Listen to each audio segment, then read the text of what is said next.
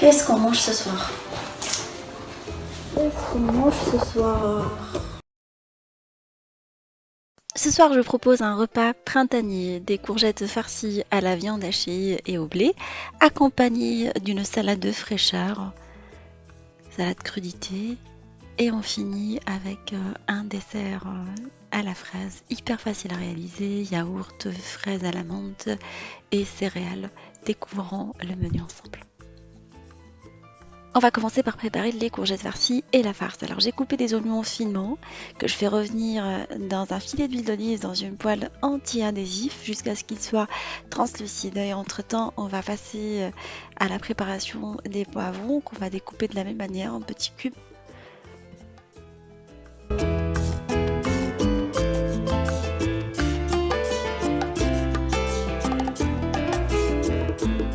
On les rajoute après dans la poêle une fois les oignons bien translucides. Et on les laisse revenir, on les remue de temps en temps à feu moyen pendant une petite dizaine de minutes.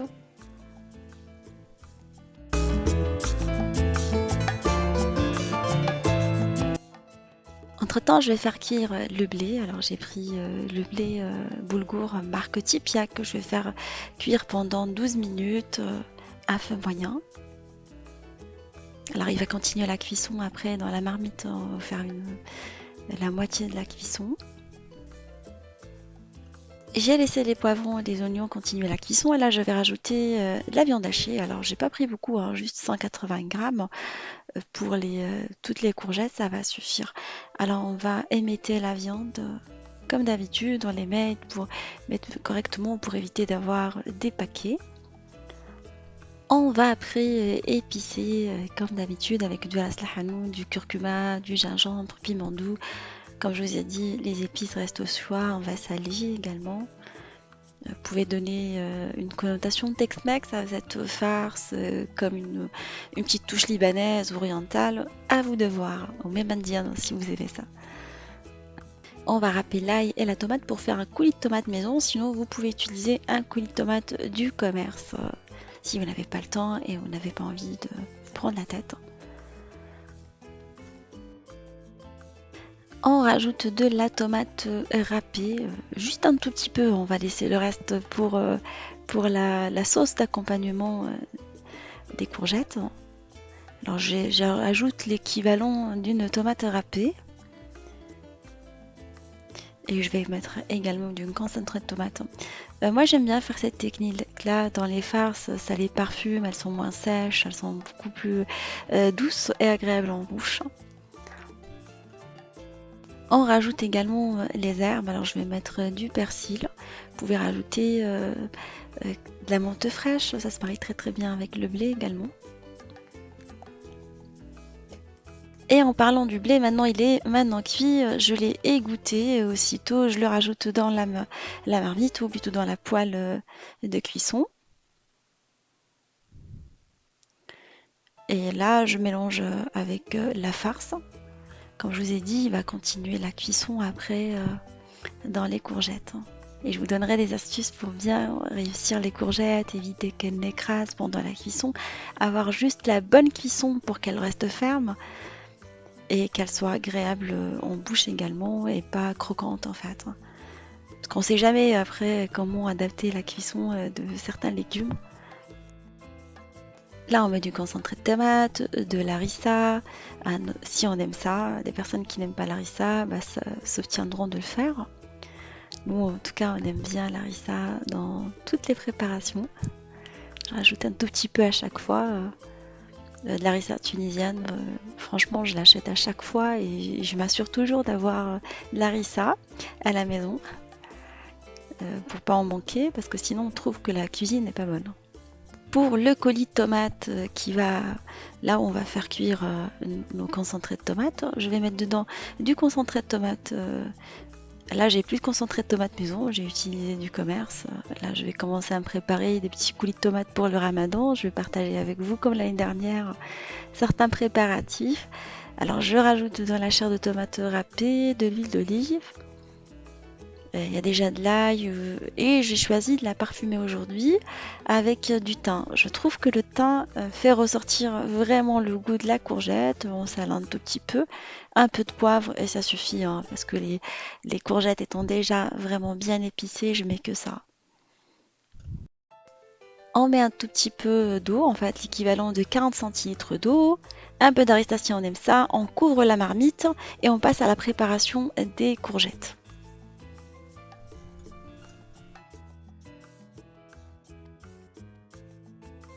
On prend les courgettes qu'on a bien lavées, des courgettes rondes, on va couper le haut, en fait le sommet, et on va venir commencer par le couteau à essayer à les vider et finir avec la cuillère en fait pour bien vider notre courgette.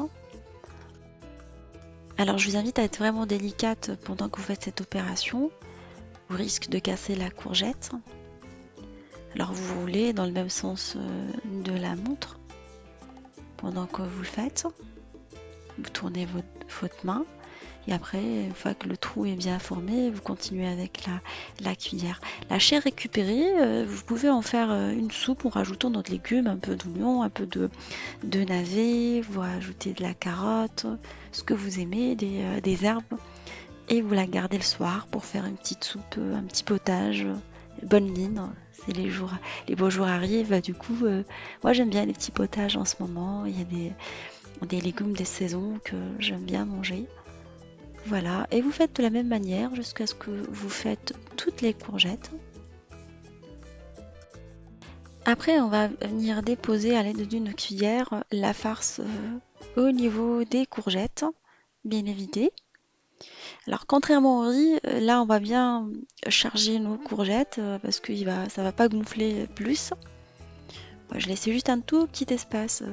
Le riz n'étant pas cuit, il va regonfler. Bah, du coup, on laisse l'espace dans tous les farcis. Là, nous, on peut se permettre de bien les remplir et après les trouer, pratiquer quelques trous, histoire qu'ils ne s'écrasent pas et n'éclatent pas plutôt pendant la cuisson. Et on continue à faire de la même façon jusqu'à ce qu'on finalise toutes les courgettes. Et on va les couvrir avec le petit chapeau qu'on a conservé par la suite.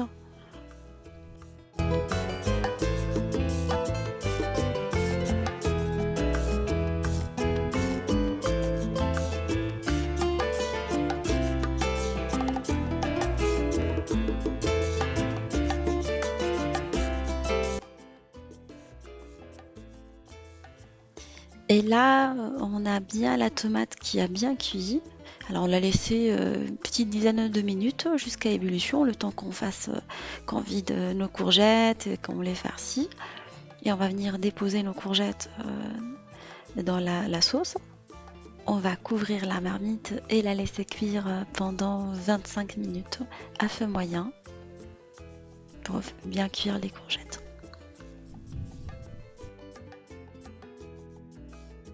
À mi-cuisson, n'hésitez pas à découvrir les courgettes et venir les arroser avec la sauce. Alors je l'ai fait 2 fois. Comme c'est une cuisson à l'étuvée, comme vous avez pu voir, on les arrose, comme ça ils s'imprègnent de la sauce, ils se parfument très très bien. Toutes les parties, je veux dire. On en profite que les légumes sont en train de cuire et on prépare un petit dessert de saison. Alors, on a pris quelques fraises qu'on va venir découper en petits morceaux pour faire les verrines. Alors, je vais les parfumer avec de la menthe fraîche. Vous pouvez les parfumer avec du basilic. C'est une tuerie fraise basilic. Une fois qu'on a ciselé la menthe, on va mélanger dans un saladier les fraises et la menthe. On va mettre un tout petit peu de sucre roux, sinon vous mettez de la stevia si vous n'aimez pas trop le sucre. Et vous les laissez une petite dizaine de minutes, une fois bien mélangé. Le jus que la fraise va lâcher va vraiment ramollir le sucre. Et ils vont être vraiment bien sucrés après. On va partir sur un dressage hyper simple. Alors j'ai pris des petites verrines où je vais mettre du muesli, vous pouvez mettre des brisures de biscuit si vous aimez ça. Je vais mettre dans le fond. mettez l'équivalent d'une grande cuillère. On met par-dessus du yaourt. Alors j'ai pris perle au lait à la vanille. Sinon, du yaourt blanc, ou yaourt grec, du fromage blanc, je voulais dire, fera l'affaire. Pour une version moins sucrée, voilà. Et vous venez déposer par-dessus les petites verrines. Vous mettez les fraises que vous venez de découper. On remplit les petites verrines avec. Et on les conserve au frigo jusqu'au moment du service. Voilà, un petit dessert hyper facile qui plaît à tout le monde. Et une petite salade de fraîcheur très simple. Alors j'ai pris un mélange de salade de saison avec des pousses d'épinards, de la roquette, de la mâche, plein de salades de saison printanières. Moi j'adore la salade je suis un lapin, je peux en manger tout le temps.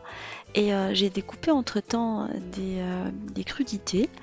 Alors de la carotte, un peu de poivron, des radis, et je vais venir les découper, les mettre par-dessus. Des choux aussi blancs, on a un appareil qui permet de le faire. On a eu l'occasion de préparer ça avec le KitchenAid. Sinon vous les râpez, hein. Ça va faire un peu comme de la salade de choux, carottes avec le reste. Et vous versez une petite sauce blanche. La sauce blanche, je l'ai achetée sauce crudité toute faite. Je n'ai pas eu le temps de la préparer, j'avais pas les ingrédients nécessaires, du coup je l'ai achetée toute faite et j'ai assaisonné ma salade avec. Sinon une bonne petite vinaigrette fera l'affaire également. Et vous parsemez avec un peu de persil ou de la ciboulette ou ce que vous avez à la maison pour apporter un peu de fraîcheur à votre salade. On la conserve au frigo jusqu'au moment du service.